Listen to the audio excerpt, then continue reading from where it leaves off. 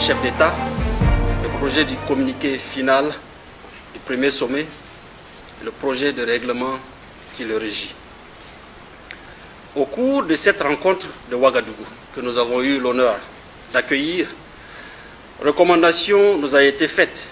de poursuivre la réflexion sur l'ensemble des textes en vue de leur finalisation. Aujourd'hui, nous avons l'occasion de nous pencher particulièrement sur l'avant-projet de traité portant création de la Confédération AES et le règlement intérieur du Collège des chefs d'État sur lesquels les hauts fonctionnaires de nos trois pays ont travaillé avec engagement et acharnement. C'est le lieu pour moi de leur adresser mes vives félicitations pour le travail abattu en une journée afin de nous offrir des projets de textes consensuels que nous devons examiner et valider au cours de notre réunion de ce jour. Le capitaine Ibrahim Traoré, président de la transition, chef de l'État du Burkina Faso, est résolument engagé aux côtés de ses pairs, chefs d'État du Mali et du Niger, pour la construction de notre alliance commune conformément à la volonté de nos populations respectives. Et c'est pourquoi je voudrais vous assurer de mon entière disponibilité et de celle de la délégation qui m'accompagne à jouer pleinement notre partition dans les échanges qui vont suivre afin que nous puissions atteindre les objectifs de la réunion. Ce faisant, nous aurons franchi un palier supplémentaire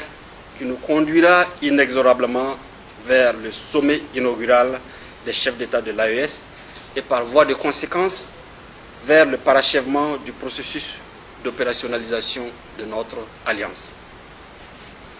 Les attentes de nos populations sont nombreuses et légitimes et nous avons le devoir de les combler par des actions fortes et pérennes qui placeront définitivement nos trois pays sur les sentiers du développement et de la sécurité. Les victoires engrangées par nos forces de défense et de sécurité sur le terrain de la lutte contre le terrorisme, le redécollage progressif de nos économies et la refondation de nos États sous l'impulsion de nos chefs d'État respectifs sont la preuve tangible que nous sommes sur la bonne voie et que nous devons aller de l'avant avec vigilance et tact. Monsieur le ministre, chers doyens, mesdames et messieurs, je voudrais, avant de clore mon propos, renouveler mes remerciements au gouvernement et au peuple nigérien pour les commodités et les dispositions prises pour la tenue effective de notre réunion et souhaiter par la même occasion